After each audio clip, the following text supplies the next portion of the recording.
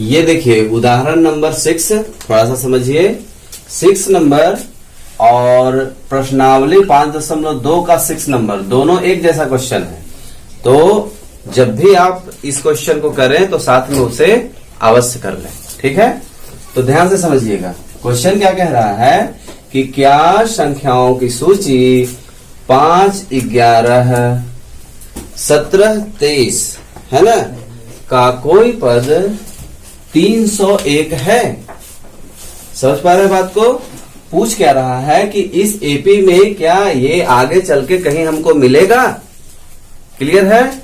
तो बोला है का कोई पद 301 है या नहीं, ठीक है। तो जब ऐसा बोला यानी कि ये सबसे लास्ट में होगा। तो यदि दिया है आप लिखेंगे तो क्या लिखेंगे? दिया है में आप एन में किसको लिख देंगे? 301 को लिख देंगे। क्लियर है? अच्छा, अब समझिए, यहां एन में 301 तो लिख दिए, एन हमको नहीं पता है कि ये किस नंबर पे है। क्लियर है? यानी आपको क्या ज्ञात करना होगा? ज्ञात क्या करना होगा? एन।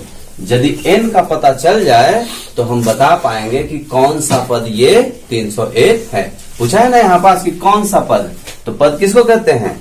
एन को कहते हैं। यानी कि इस क्वेश्चन में आपसे क्या पूछ रहा है? एन पूछ रहा है। यदि एन पता चल जाए तो हम बता देंगे कि 301 इस नंबर पे आएगा। क्लियर है? सो रहे हो जी? क्यों सो क्यों रहे हैं? मेला घूमने गए।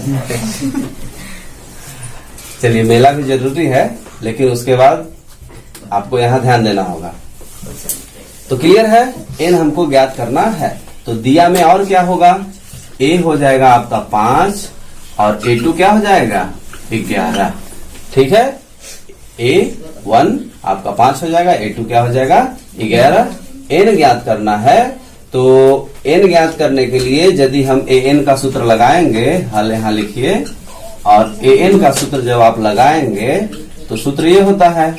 अब इसमें आपको किसकी जरूरत है? ध्यान से देखिए, तो आपको डी की जरूरत होगी।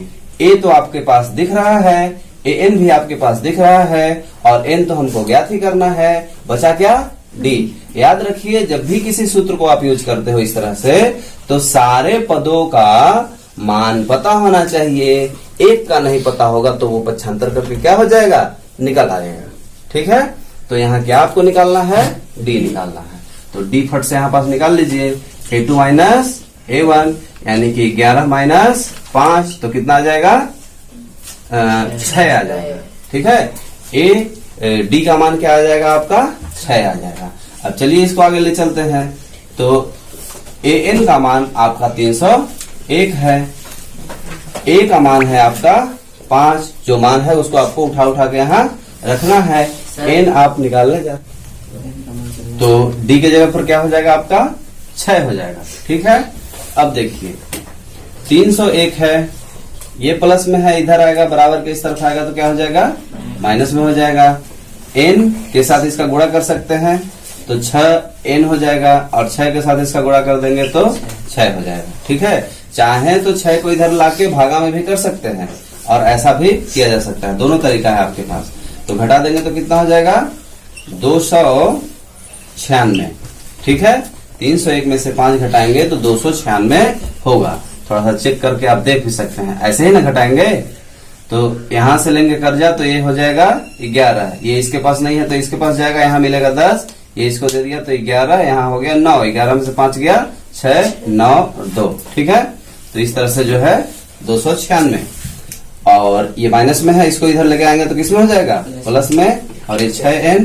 ठीक है, तो 296 में 6 जोड़ देंगे तो 6 6 12 यानी कि 302। वापस से आपका 302 आ रहा है। ठीक है, बराबर 6n। ठीक, अच्छा, अब इसको पक्षांतर कर देंगे तो क्या हो जाएगा? 302 है, ये गुणे में है, इधर आएगा तो किसमें हो जाएगा? भागे में, बटे आ गया है। अब इसको आपको काटना होगा, तो 302 बटे 6, 6 से काट सकते हैं आप डायरेक्ट। तो 6 से जब आप काटेंगे तो क्या होगा? 6 पंचे 30 है ना, और ऊपर से आया 2। ठीक, भाग नहीं लगेगा तो कितने बार में लगाएंगे आप?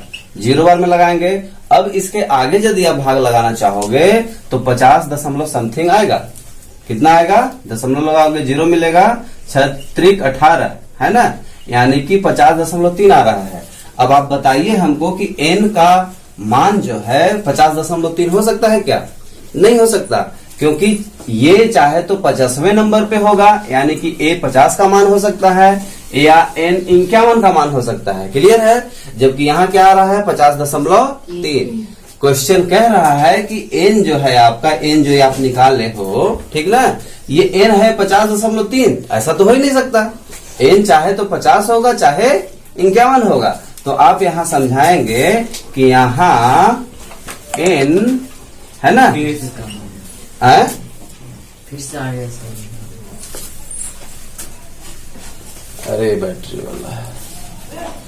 यहाँ आप क्या समझाएंगे कि यहाँ n पूर्ण संख्या नहीं है। ठीक है, तो जब पूर्ण संख्या ये है ही नहीं तो ये आएगा कहां से? तो बोल देंगे कि अतः 301 इस AB का पद नहीं हो सकता या होगा, है ना? क्लियर है?